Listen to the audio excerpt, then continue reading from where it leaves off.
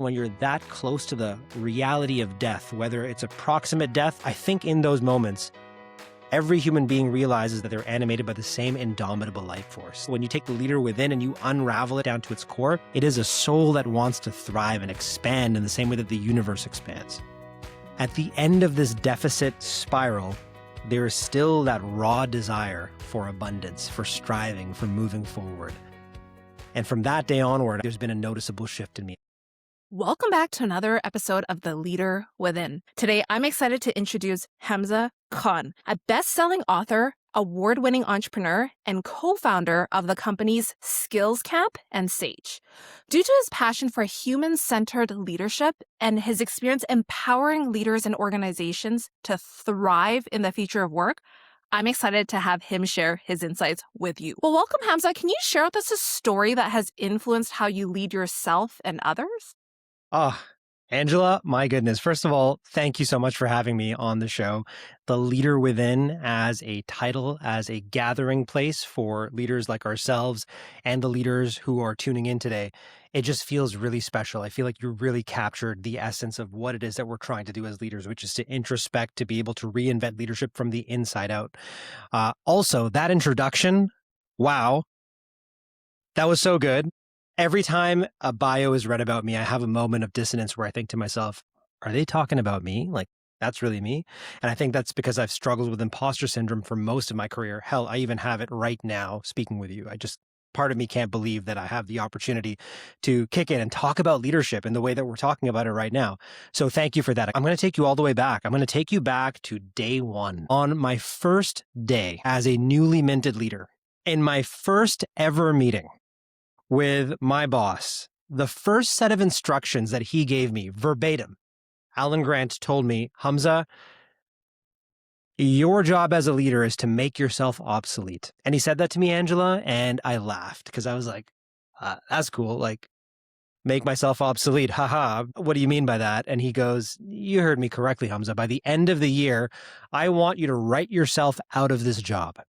And the laughter gave way to fear and panic. I started squirming in my seat because I had just signed the contract. And I was like, Alan, you can see the ink on my contract is literally still drying. What do you mean, make myself obsolete, write myself out of a job? I mean, dude, it's September. Like, 3 months you want me out of here? I can't afford to be out of a job right now. I'm in a financially precarious position. But also, Angela, I'm contending with the fact that I spent most of my life receiving a template of leadership that was very much top-down, authoritarian, autocratic, heroic leadership, theory X approach to management. I tell you what to do, you do it, you execute it.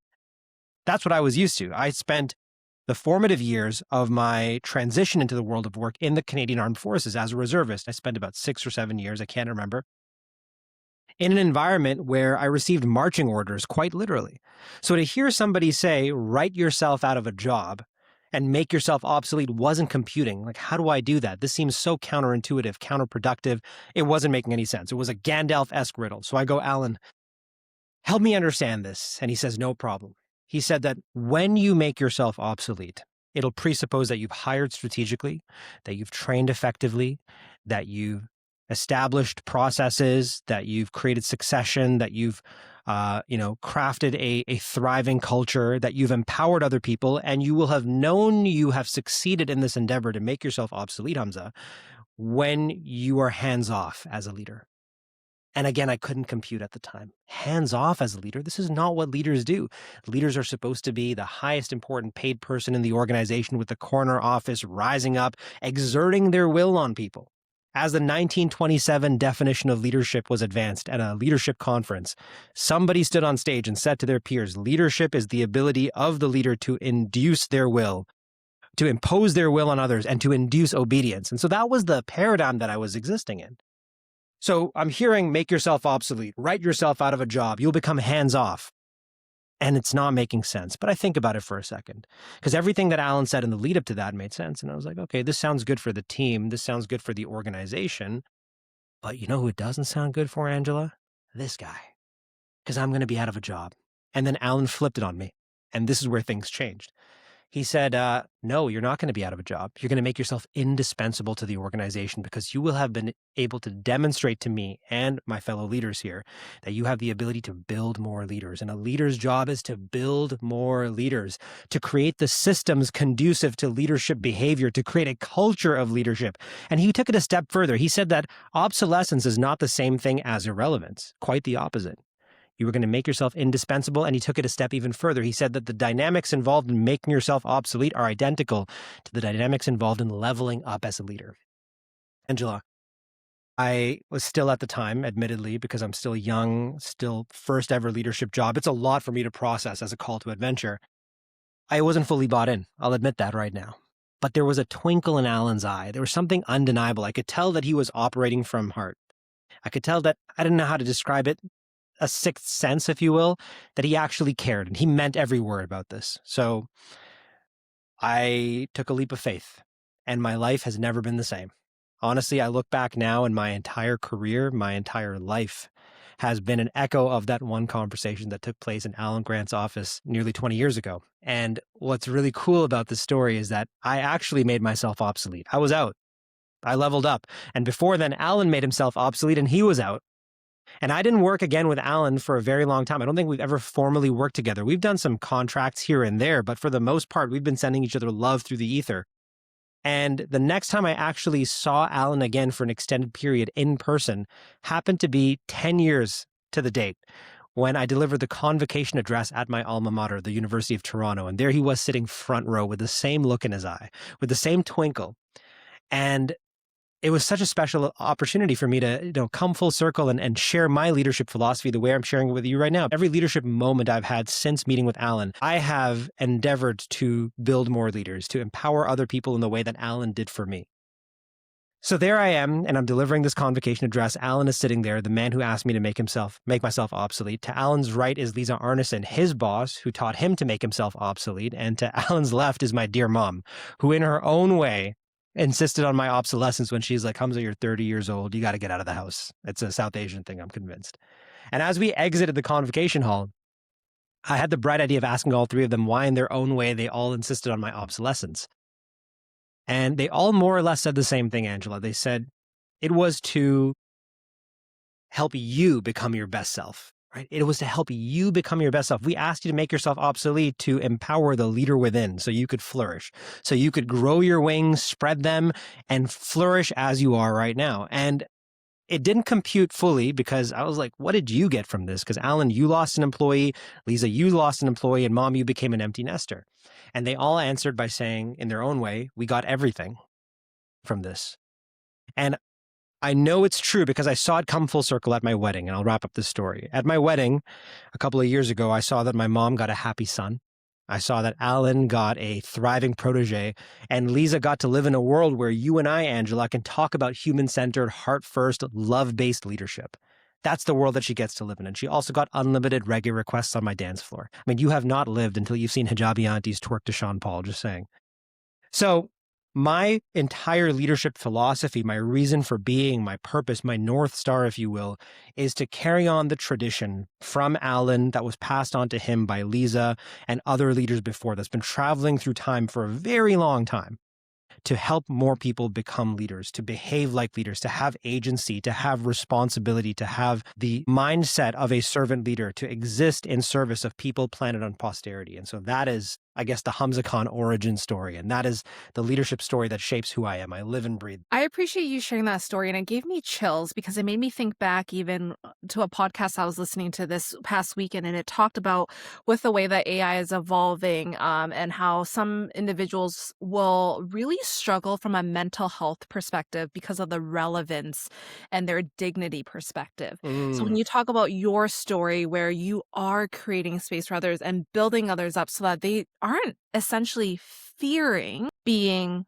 obsolete, and I use air quotations for those who are listening and not watching. So I'm curious for you as you're leading leaders, understanding the implications of technology and how it is going to impact a lot of folks because their role and their identity is tied to the work that they do, etc. What is a piece of advice that you would offer to them as they start helping folks transition out of the workforce? Angela, what a question you've asked. You have asked at the very least, a $366 billion question. And that is the size of the global leadership development industry, which I believe has been failing leaders, has been failing society as a result. It has produced a dead end. And the dead end that we've arrived at is one where burnout is rampant, anxiety is rampant, mental health challenges, disengagement. I would go as far as to describe disengagement in the workplace as dehumanization. If you look at Gallup's State of the Workplace report, you see that global disengagement amongst employees has been only increasing over time. I think like now 87% of the workforce is disengaged. That is wild.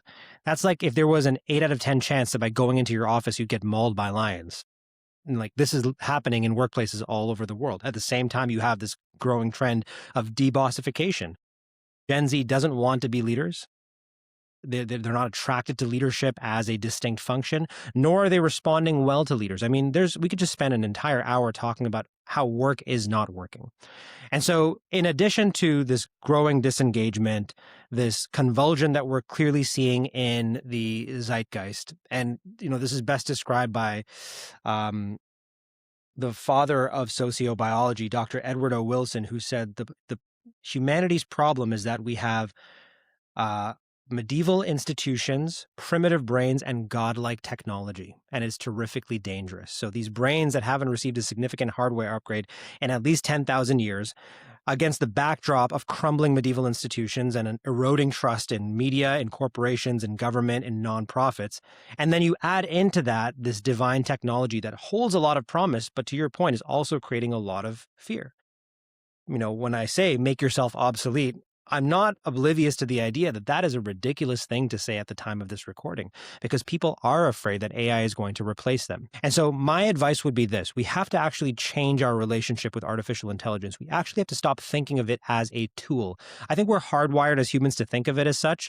We look at the internet, we look at social media, and then we're saying to ourselves that AI is just following in this succession of tools that we can use.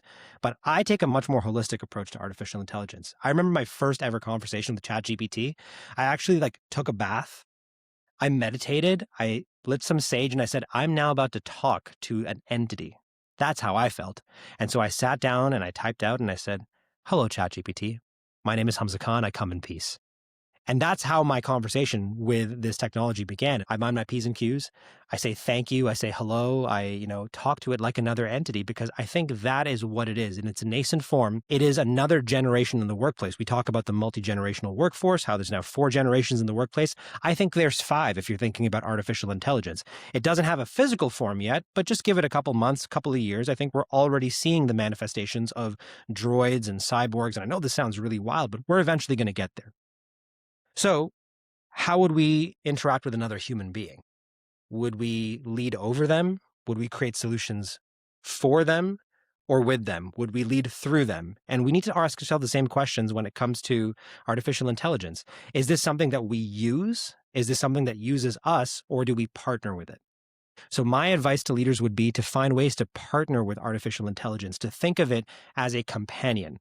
And I believe in this so much so that at Skills Camp, the soft skills training and leadership development company we decided that we're going to introduce ourselves into this equation. We're going to enter the arena and not just leave it to the major players who I think, despite their best intentions, are still continuing the status quo of heroic leadership, where it's one person at the top of the organization, usually sharing the same intersectionality and taking a hyper-capitalist approach to building a solution for people rather than with people. So we are co-creating a solution called SAGE, a soul-centered, heart-first AI leadership companion that helps people leaders in the moments that matter. It's something that lives with you, grows with you, and is something that is not intended to make you obsolete. It's intended to actually make you indispensable because you grow together. So that would be my long-winded way of providing some sage advice, no pun intended, to leaders. Partner with artificial intelligence. Work with it, not against it. Don't let it work for you necessarily. There's some great agentic qualities to it, but find ways to partner with it as you would partner with any other entity. I really appreciate that insight from that partnership perspective. One of the greatest partners we will ever encounter is within. For you, how do you effectively lead the leader within? I'm doing a better and better job at it, but I would say I've spent most of my life experiencing a rather unconscious approach to leadership, where I was just emulating what other leaders have done before me. And I was very lucky that my genesis of my leadership journey had the likes of Alan Grant, Drew Dudley, and Lisa Arneson providing me with a template in the same way that my parents provided me with a template that I sink back to during times of stress. And actually, there's a book behind me. I think it's the Bass and Burns Handbook on Leadership. And in one of the opening pages talks about how parenthood is our first blueprint of leadership, specifically our relationship with our maternal figure, with our maternal caregiver is our first relationship with leadership. So how do I nurture the leader within? Such a good question because the stats clearly show that most leaders are unskilled. The Chartered Management Institute reckons that 8 out of 10 leaders, 82% of leaders, were never formally trained, Angela, which is wild because imagine if you're lying on a hospital operating table and a nurse whispers to you that 8 out of 10 doctors in this hospital did not go to med school. I'm ripping out all the tubes and I'm running out of that hospital. But yet, the people who are entrusted with at least 1/3 of our working lives, the people who account for at least 70% of the variance in our employee engagement, are people leaders who are unskilled. So the onus is very much in lieu of this failing leadership development industry, a $366 billion behemoth that is not actually equipping leaders with the skills that they need to serve people, planet, and posterity. The onus is on us, conversations like this, to say, look inward, do the internal work, heal as a leader, reset your nervous system, have a dialogue with yourself, journal if you can, seek out therapy, meditate, build a community around yourself, and really just orient yourselves towards a transcendent purpose as a leader that goes beyond the bottom line. Think about how you can truly be of service, again, to the 3 Ps, to other people, to the planet, the pale blue dot, the mothership, and to future generations. And that is going to require leaders doing the hard work of asking themselves, who am I as a leader? What is my mission? What is my vision for the future? What are my principles? What are my values? What is my purpose? And to expand their mind and develop a growth mindset so they can receive the critical feedback and illuminate any blind spots that are getting in the way of them actually being of service. Because when the world changes, and the only constant about our world is constant change, when we experience enough turbulence, volatility, uncertainty, complexity, and ambiguity, and we sink down to the level of our training, values, and overall preparation, when we sink to the level of our systems, we're going to find that unfortunately we are continuing a paradigm that began with some really problematic assumptions. And the assumptions go all the way back to the year 1840, 1820, I would say, when Thomas Carlyle advanced the idea of the great man theory of leadership. If you reverse engineer modern leadership and modern organizations back to their genesis, you will arrive at that junction in 1840 when Thomas Carlyle published On Heroes and Hero Worship. And he advanced the idea that heroes were born, not made. Heroes were ordained by God to rule over other men, which is a ridiculous idea. It's been disproven time and again, but we're living in the shadow of that because that idea is still very much alive and well in organizations. There's a fantastic documentary on Netflix. It's called Titan. It's about the Ocean Gate submarine that it imploded. I think that every leader should watch this as a masterclass of how not to lead. Stockton Rush is a CEO who was unhealed as an individual. Rest in peace. I'm sure that his passing was tragic to his family and to his friends. But he was a leader who operated with asymmetry. He's a leader who prided himself on being the figurehead, the face of the organization. And as a result, because he was unskilled, unregulated, he gave in to the dark triad of leadership. And everybody has this. It's subclinical levels of narcissism, Machiavellianism, and psychopathy. And we can't help it because these things are hard-coded into the human condition. They're actually part of our survival response. When you think about who we were in the savanna ancestral environment 10,000 years ago, our biggest concern was not being eaten by big cats. And as a result, we developed all of these tools to avoid detection, to fight, to create deceptive, situations for, warring tribes. I mean, there's just a lot over here that I'm unpacking in my new book. But the point is, we bring those unchecked elements of a previous iteration of humanity into the present, and they don't serve us. They might serve us in the short term, but it comes at the expense of the people that we're meant to serve. So be very careful, is all I'm saying. Just the leaders need to take a hard look within, and I would If you put me in power here, one of the things that I would do, Angela, is I would see to it that leaders have to get a license in order to lead an organization. The same way you get a license to drive a car, I think that leaders, the people who we entrust to look after the people that we love and care about, they should get a license. They should be certified in the same way that human resources professionals are certified, the same way that accountants and doctors are certified, engineers are certified. Leaders should also be certified. That is my humble opinion. So much history to unpack there. And where my brain goes to is based on what you've now experienced as a leader and how you're helping leaders. What is one thing you feel is most essential for leaders to get trained on? Like day one, leadership 101, what would be the first thing you're like, you got to learn this? I think it is some form a of developing a disposition and orientation towards other people. I think that the leader has to look outward. And I love that you call it the leader within, because it reminds me of that Rumi quote, "He who looks outside dreams, he who looks inside awakens." And, we should actually even divorce that quote from the masculine origins of that. That's also part of the problem. It's reflected in our language. They who look outside dream, they who look inside awaken. And so we need leaders to awaken to the reality that they are part of an interconnected whole. So the first thing that I would have them do is understand the difference between pity, sympathy, empathy, and compassion. And imagine them on a spectrum, Angela. So pity is I can recognize you are in pain. Sympathy is I can care about your pain. Empathy is I can feel your pain. But all three of them are still very much relegated to me. There's not really much that I'm doing here other than recognizing, caring, and, feeling your pain. Compassion is a beautiful word. It's an active form of wanting to help another person and actually extending yourself and helping the other person. It's an active disposition towards caring. It's an active form of care. And if you stretch that to its nth degree, I think that what we start introducing into the conversation about leadership is, for lack of a better word, I've used hope, I've used care, but I think what I'm really trying to say is love, but not in a way that's going to get a leader in trouble with HR. Right. And just so we're clear, I'm not talking about romantic love, although I am married to my co-founder and also my CEO, and it's working out really well, I got to say. So that's another conversation for another time. I'm talking about the different ways in which love manifests. The Greeks had 8 different variations of love. There was familial love, love that extends across time for people who are not even alive, playful love, so on and so forth. But I'm taking a bell hooksian approach to love, which is the capacity to extend oneself to nurture the spirit of another. So recognizing this, Angela, that I have a leader within, you have a leader within. If I am your leader over here, number one, I have to not just stay stuck at pity, sympathy, or empathy. I have to extend myself. I have to always ask, Angela, what do you need? What is in the way of you doing your best work? Help me as your leader to remove those obstacles and help you become a better leader, empower you in the way that Alan, Lisa, my mom, and Drew empowered me.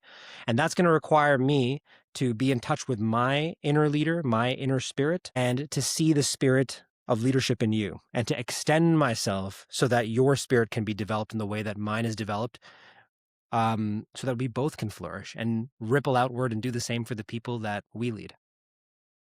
The through line of your story from the very beginning to present is you have an abundance mindset. I don't know if anyone has ever told you that because everything that you share right now, you create space for others versus sometimes the way that our systems and organizations are built is to be like, if that person succeeds or if they succeed, nobody else can succeed. Therefore, I need to do blank, right? But if you help others elevate, the light is going to shine back to you at some way, shape, or form. And I wish more individuals understood that. Understanding, again, systems aren't built for us to think that way. But if we actually just took a step back and thought about that, just so powerful. So I thought I'd give you kudos for that.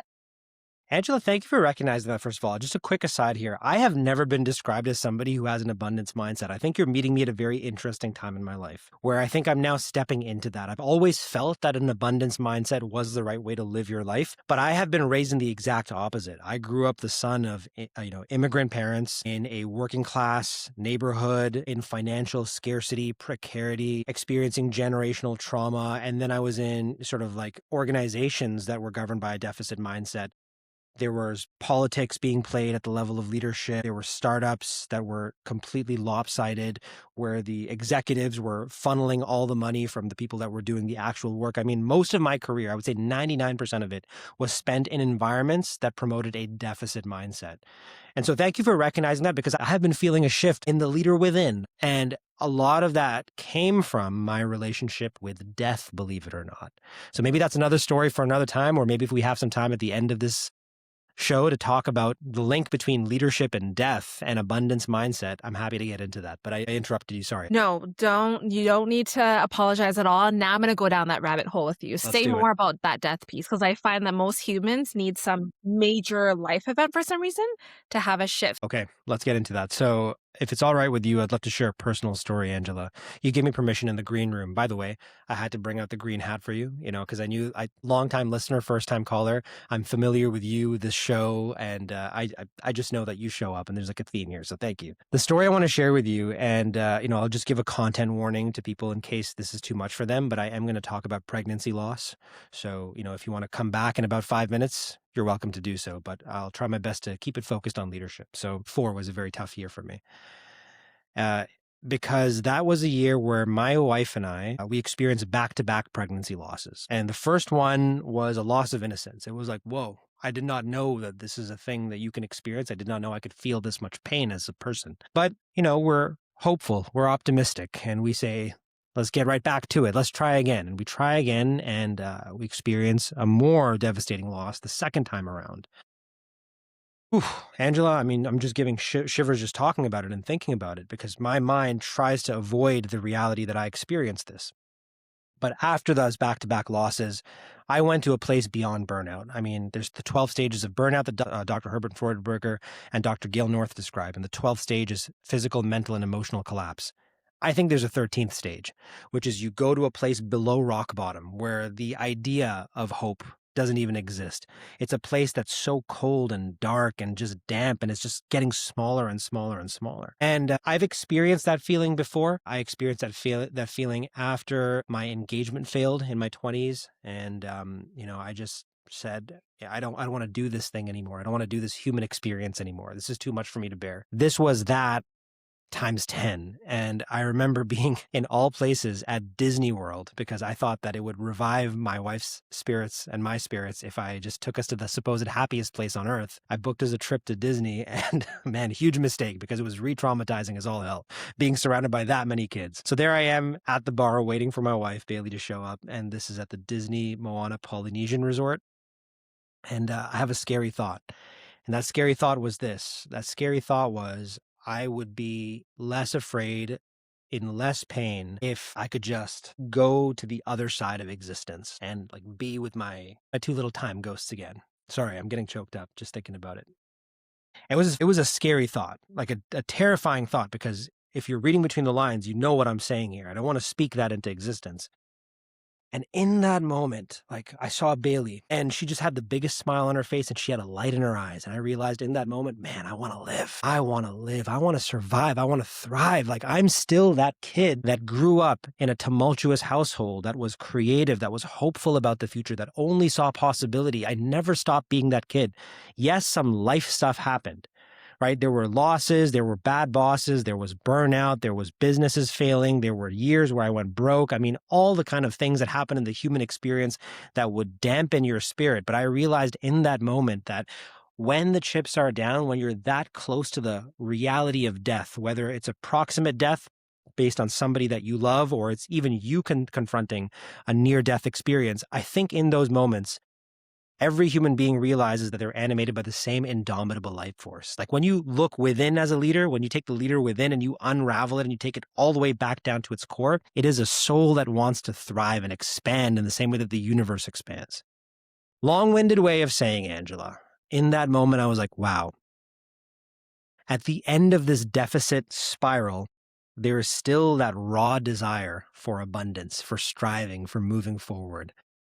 And from that day onward, I think there's been a noticeable shift in me. I've been journaling about that. I've been going to therapy about this. I've been getting executive coaching. I've been doing all of the inner work necessary to awaken as a leader. And I think that that's now manifesting in my presence, in my speech, and in my ability to share this story with you without breaking down. So thank you, first of all, for asking and for receiving that. I know that wasn't easy to share. I'm sure it wasn't easy to hear, but I feel very comfortable in your presence, being able to offer the story in the hopes that if there's any leader out there who is thinking that they're close to giving up, if they're having a hard time showing up and leading because they're feeling fear and they're feeling the absence of hope, I promise that no matter how small and dark the world gets, you are going to learn eventually, hopefully very soon, that you have an indomitable human spirit that is oriented towards thriving. It's what makes us human.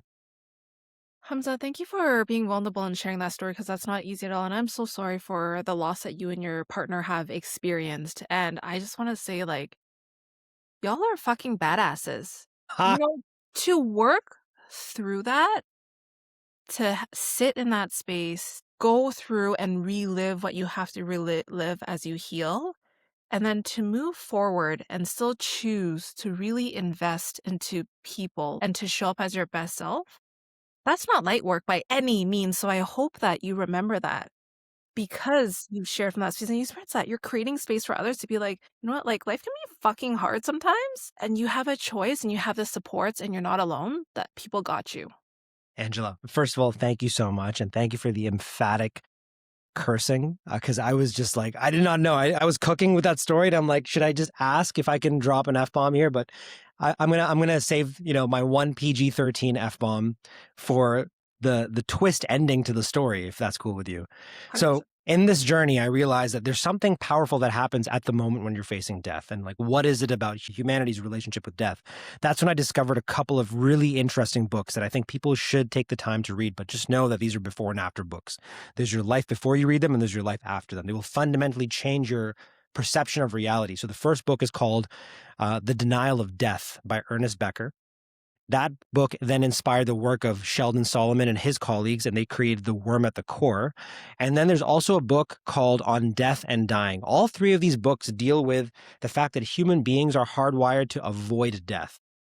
Like, we actually, as biological creatures that are seeking equilibrium, are in every possible way looking to avoid contending with our reality. And there's many different ways to describe this across these books. There's mortality, salience, terror management, so on and so forth. But the basic thesis is this, that every aspect of human culture, the way we dress, the way we look, the makeup that we do, the food that we eat, the workouts that we engage in, the systems that we create are all an attempt to keep death at bay. And when human beings are presented with any sort of death, literal or metaphoric, that is the strongest predictor of human behavior. And especially in the second book, which is The Worm at the Core, these researchers ran through several experiments. For example, judges that were reminded of death were more likely to prosecute. Attendees of conferences who were reminded of death were more likely to sit beside people that they shared similarities with. All of these experiments basically show that when confronted with death, human beings retreat unto themselves and they act in ways that are more isolated, more solitary, and they stop acting together and they start acting at cross purposes. So I say this to say, because when I was there at that bar having the scary thought, the thing that I did was I called my dad because I felt like a kid again. What do kids do when they're scared? They call a caregiver. And so I called my pops. And I said, Pops, I'm really going through it. I just had a scary thought. You're the only person I feel comfortable telling this to. And I told him the story. And the first thing he said is, you're not alone. Like, people are really going through it right now. And then he shared that him and my mom experienced a similar loss before I was born, which I had no idea about. And I said, Dad, you're the paragon of positivity. Like, you were the most hopeful, optimistic person in my life. How did you get through it? And he said, together. One word, together. And it reminded me of that proverb, the African proverb, that if you want to go fast, go alone. If you want to go far, go together. And so bringing it back to leadership, my wife and I did just that.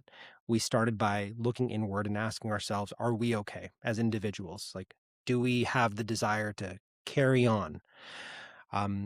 Honoring our indomitable human spirit and recognizing the inner leader, an inner child, an inner spirit of each other, and committing to one another, saying that no matter what, we are going to be caregivers. And then we co-created a North Star, a shared purpose, and we worked backward from that. When you really get down to the definition of leadership, if we're taking the North House definition of leadership, it is a process where an individual influences another to achieve a shared goal. And so my wife and I had to agree on the shared goal, which is even if we don't have our own kids, we are still going to act as caregivers. And every single day we worked from the place of that goal. And after many hopeful actions, Angela, guess what happened? Twins, right? Holy smokes. It's like if Pixar were to write this story. I still can't believe it, but like a double rainbow. It's surreal, man. But that was only possible when we looked within as leaders, as individuals, as humans, and confronted our own relationship with mortality. And I think more leaders would benefit from doing that. Consider your own feelings around death. Consider your feelings around literal or metaphorical obsolescence. And maybe that's a way that you can really find the leader within. There's an exercise I'd like to give your audience really quickly. I hope that you never have to contend with the kind of loss and pain that Bailey and I did. But there's a way that you can simulate feelings of death. And I would say do this. Sit down with a piece of paper someday. And it's important that you have as little distraction as possible. And, put on some music. Maybe it's a rainy day, have a cup of tea, just ground yourself, and then write out your eulogy. Write out what you want people to say about you when you are no longer, not even in the room, but not on this planet. When you're 6 feet deep, what would you hope that your friends and family and loved ones say about you? Write that out. Let it flow. Don't edit. Just write until your hands go numb. Put that aside and come back to it the next day with a highlighter and look for words, look for attributes, look for feelings, and really just capture the essence of the leader within. Understand who you are when faced with like the actual obsolescence that confronts every human being, which is death. It's uncomfortable. People don't like this exercise. I don't like this exercise. But if you do this, I promise that it will get you closer to your North Star. First of all, congratulations to you and Bailey for having twins. And as for that exercise, my coach walked me through the same exercise. And initially I was like, what the fuck? Like, what do we actually need to do this? Like, this seems like kind of morbid. And then as I was going through it, it also made me realize that nothing in there was related to my wealth, my work, my role. It was just how I made people feel. And I was like, okay, this is why she wanted me to do this exercise, is because as very high achievers, you come from immigrant backgrounds, like the way that we strive is so different. So then it's like when you do it, you're like, okay, this is why. And so I totally hear you on the exercise. As we slowly wrap up our conversation, I would be remiss to let you leave without taking one key takeaway from your book, Leadership Reinvented and the Burnout Gamble. If you could Yeah. offer one big takeaway from your books to leaders, what would that takeaway be? I'm still in my soul, Angela. I'm still like a 14-year-old kid that's just like, whoa, I can't believe that I'm talking to Angela on the Leader Within podcast. But the essence of my writing is I always end with the single most important message. It's always the last line in my books. So in the Burnout Gamble, it's burn bright, not out. And in Leadership Reinvented, it's change before you have to. But I'm going to challenge myself in this moment to give you my perspective on the insight from each book that is resonating with me as an executive leader that is in the midst of a massive life and career transition. So if I had to think about it, in the Burnout Gamble, there was a part where I wrote, if you don't pick the time to relax, your body will pick it for you. And I'm saying this as an aging millennial. I was born in the year 1987. I try to eat healthy. I try to get 7 to 8 hours of sleep. I work out on a daily basis. But my body, I'm just contending with the fact that my body is not going to make it past 100. And that's morbid reality. People don't want to contend with that fact, but I have a healthy relationship with death. I've also accepted that, as I approach 40, my body doesn't recover the way that it used to. It actually needs more time to get going. And sometimes I'll have like a nice, restful 8 to 9 hours of sleep and I'll wake up in the morning and be like, why does my pinky hurt? All I did was sleep. So listen to your body. Your body has signals. Your body holds on to trauma. Your body keeps score. Great work by Dr. Gabor Mate, by the way. So listen to your body. If you don't pick the time to relax, your body will pick it for you, and it usually picks the most inconvenient time. Make the time for your wellness, or you will be forced to make time for your illness. Lesson number one, when you're doing the diagnostic about who you are as a leader, when you're looking within, ask yourself, where are you expending physical energy? And think about, your physical energy as a bucket that you empty from as the day's demands require.